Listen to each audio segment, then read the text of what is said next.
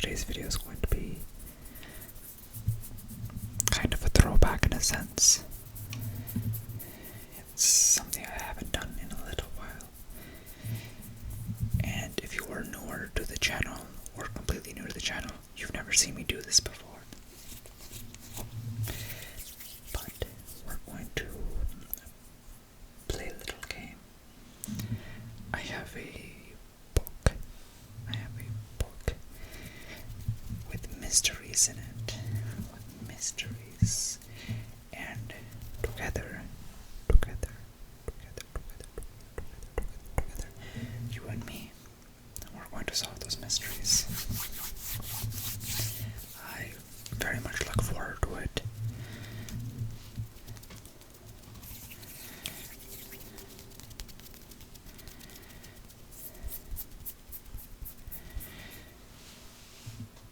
And how it works is the book will give us a scenario, and I'll read through it, and then I'll explain my thought process, and you may agree or you may disagree. We may come to different conclusions, but I will take everything that happens and try to make an educated guess over what the outcome of this mystery will be, and then we'll look at the answers together to see if maybe you were right, maybe I was right, maybe we were both wrong, maybe we were both right. Seems simple enough. So let's go ahead and get started. This is the book. I don't think I've done one of these videos since I had around under probably close to 1,000 subscribers. It's been quite some time. I haven't done it since, I want to say, June, so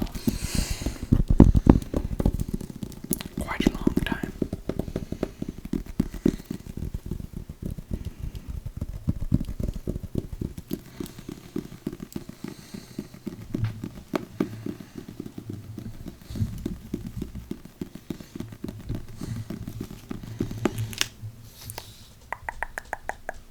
Make sure it's following me. It always wants to pick the microphone, even when I'm back here, but our story begins on page 17.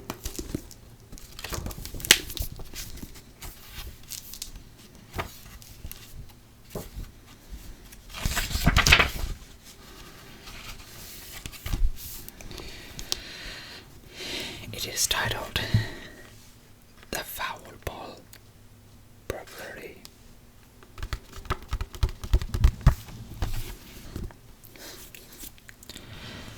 Sherman Holmes sat on a park bench, watching as the neighborhood boys played a pickup game of baseball. I should retrieve my great-great-grandfather's bat and teach those lads the art of cricket, the amateur detective thought. Then he realized he didn't know how to play himself.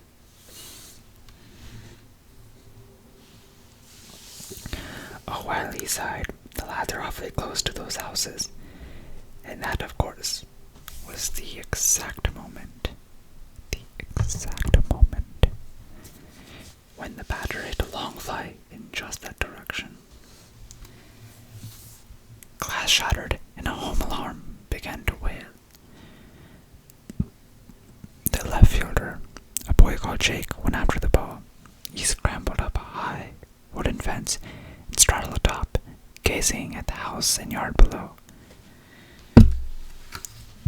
The ball broke a window, all right, he said. He shouted back to the others, since he is across the fence after all.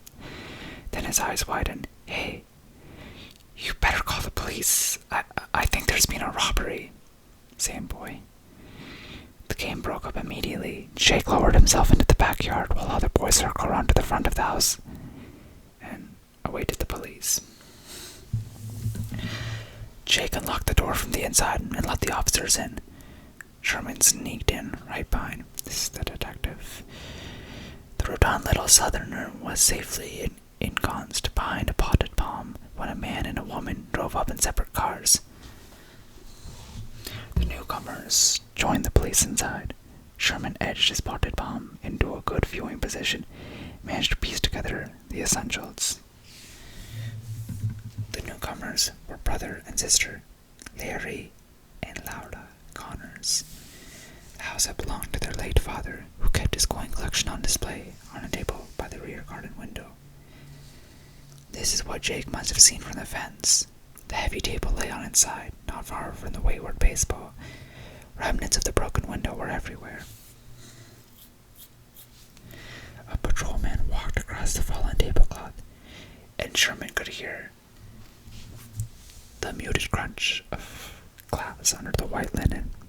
The Connors both had keys and knew the alarm code. Sorry about that. They had been here together just this morning, arguing about the coins. Laura must have come back and stolen them, snarled Larry. Then she overturned the table in some pathetic attempt to blame it on a burglar. I was at home, 10 miles from here, washing my car. My neighbor saw me. I was there right up until you called me. Laura, not missing a beat, was glaring at her brother. I was at home too, 8 miles in the other direction. I was on the phone with Aunt Doreen, doing my laundry. You can check with her if you want to. Sherman wanted to jump out from behind the palm and instantly solve the case, but that might seem a little bit odd. So he restrained himself and waited until the officers were leaving. Now the question is, who stole the coins, and what clues point to the thief? So, there's 3 possible suspects. There is Larry, there is also Laura, but also there is Jake, the boy who went over the fence after the baseball smashed through the ball smashed through the window. He's a potential suspect, but in my opinion, I think that boy is innocent. I don't think he could have predicted the ball, since he was not the one who hit the ball hitting the house, unless all the boys were in on it. But then I don't think he would try to bring attention to himself like that. It just doesn't seem like a responsible move. Then there is Laura, who said you can verify that she was on the phone with her aunt. And she said that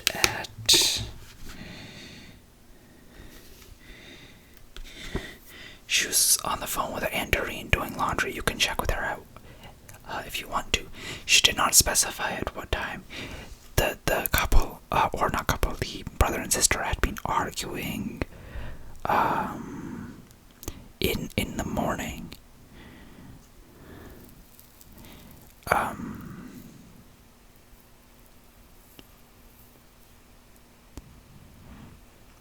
Now the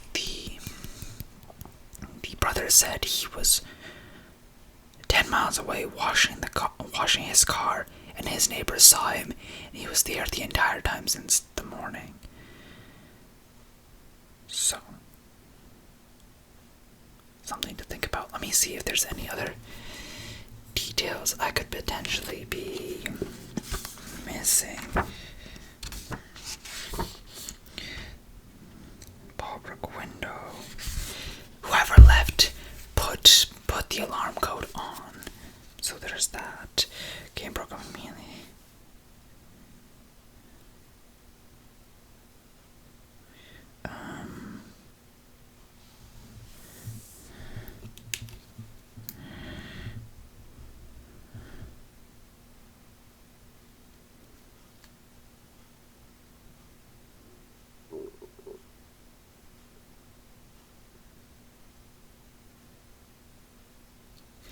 One thing that's weird to me is that there is glass under the linen of the table.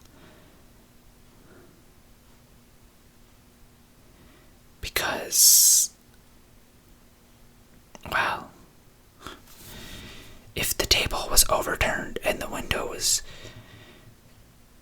shattered, then you would think that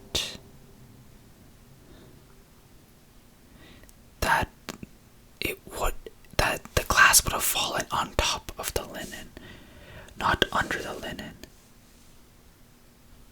Maybe it was Jake then. Maybe Jake was very quick with it, and he needed some kind of alibi. It's curious.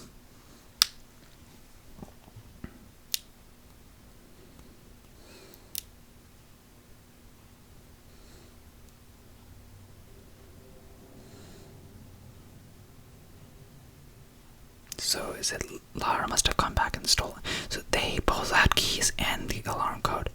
Came back. They would be there at the house in the morning arguing about coins. Laura must have come back and stolen them. 10 miles away, washing his car. I think his alibi checks out because he has neighbors to confirm, but in the same sense, so does hers.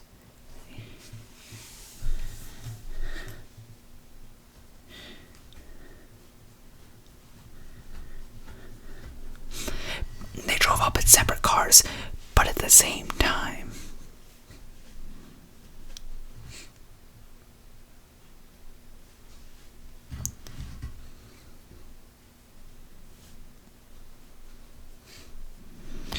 And her home is 8 miles in the other direction, which means that she's a little bit closer. So in theory, if they both left at the same time,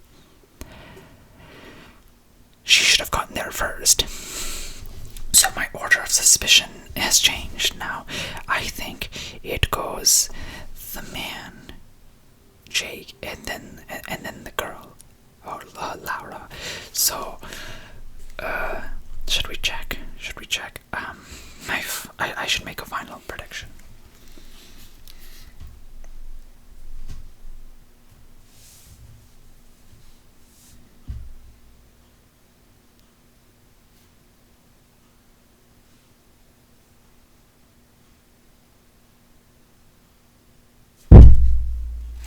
So when Jake hopped the fence, he would just climb onto the fence and he gazed down.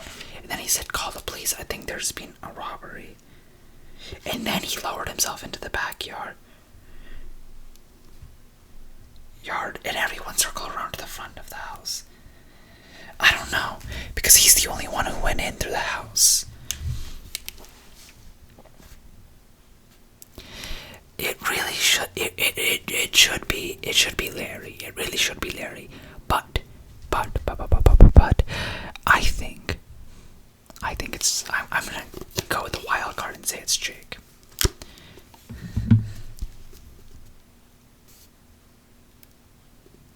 But it should be Larry. Okay.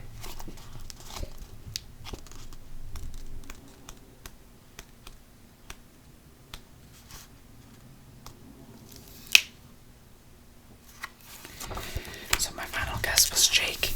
Now let's read the solution. Excuse me, a high-pitched voice growled. I can tell you who stole the coins, if you're interested. The startled officers turned to see a dapper little man step out from behind the leafy palm fronds. Who are you? The tall one demanded. Sherman Holmes, at your service. The thief was Jake. Oh. Sorry I broke the accent, but I feel smart. Okay, back to accent, in character. Jake, the tall officer, had to think for a second. You mean the kid who discovered the robbery? How could he be the robber? Sherman knew he had their attention. He took his time, reaching into his coat pocket and pulled out a briar pipe. What young Jake discovered, Sherman said as he sucked onto the unlit pipe, was a broken window, a screeching burglar alarm, and a coin collection lying temptingly on the table. All he had to do was yell back that there had been a robbery. Then, while the rest of us went around to the front of the house, Jake slipped inside, turned over the table, and took the coins. They may be in his pockets, or he may have hidden them somewhere. But Jake's your thief. The tall officer still looked interested. Can you prove what you said? Of course, old bean, Sherman said, insulted at the notion that he would form a theory without proof. Go back to the crime scene and check the broken window glass. It's underneath the tablecloth. That means the table was underturned after the baseball broke the window, not before. It couldn't be anyone but Jake. So, my wild card guess was correct. That the placement of the glass was a strong indicator towards Jake. I feel smart, but maybe that wasn't that difficult. But that is going to do it for today. If you liked the video, if you found it entertaining, hit the thumbs up button. If you want to see more videos of mine, hit the subscribe button, and I will see you guys another time in another new video very soon. Peace.